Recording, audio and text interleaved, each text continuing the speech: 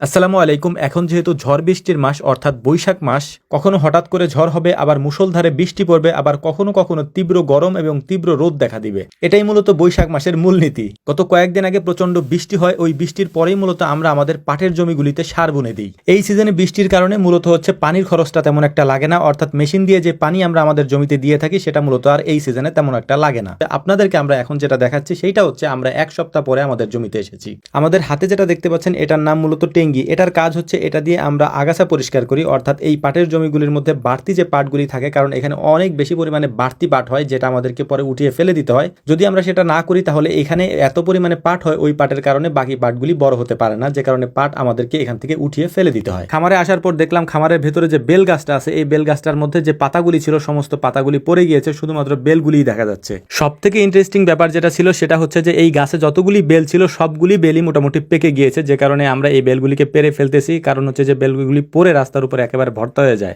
বেলগুলি পারার পর মূলত এটা দিয়ে আমরা যা করি আমরা সেটাই করতেছিলাম, কারণ এই বেলের শরবতটা দুপুর সময় আমরা তৈরি করে ফেলি, কারণ এই বেলগুলি পরে আর এখান থেকে নেওয়া হয় না, মানে বাড়িতে যদি নিয়ে যাই এগুলি আর খাওয়া হয় না। তাই বেলের শরবত তৈরি করার জন্য যেসব উপকরণ আমাদের দরকার হয় সেগুলি আমরা করে নিচ্ছিলাম। এখানে উপকরণ তেমন একটা কিছু লাগে না, শুধু বরফ হলেই হয়, সাথে একটু যদি চিনি দেওয়া যায় তাহলে জিনিসটা আর একটু ভালো হয়। তো শরবত বানানোর জন্য সবকিছু রেডি করার পর দেখলাম যে বরফ খুঁজে পাচ্ছিলাম না। এই কারণে এই ফ্রিজের মধ্যে থেকে, মানে ফ্রিজের পাশে যে বরফগুলি লেগে থাকে সেই বরফগুলিকে উঠিয়ে এনে তারপর আমরা বানানোর চেষ্টা করতেছিলাম। যেহেতু বেলগুলিকে আমরা গুলিয়ে ফেলেছি, এরপরে দেখলাম যে বরফ নেই, তাই ওই পদ্ধতিতে বরফ আনা ছাড়া আমাদের আর উপায় ছিল না। তো যাই হোক, আলহামদুলিল্লাহ বেলের শরবত আমরা মোটামুটি খুব সুন্দরভাবেই তৈরি করে ফেলেছি। আমরা আপনাদেরকে একটা গুরুত্বপূর্ণ কথা বলে দিই, সেটা হচ্ছে আমাদেরকে কল দেওয়ার টাইম হচ্ছে রাত 9টা থেকে 10টা। আমরা বারবার অনুরোধ করে বলেছি রাত 9টা থেকে 10টায়, এই 1 ঘন্টা ব্যতীত অন্য কোনো সময় আমাদেরকে কল না দেওয়ার জন্য। এতে আমাদের একটু সমস্যা হয়, এটা একটু মানার চেষ্টা করবেন, আমাদের জন্য দোয়া করবেন। আসসালামু আলাইকুম রহমতুল্লাহ।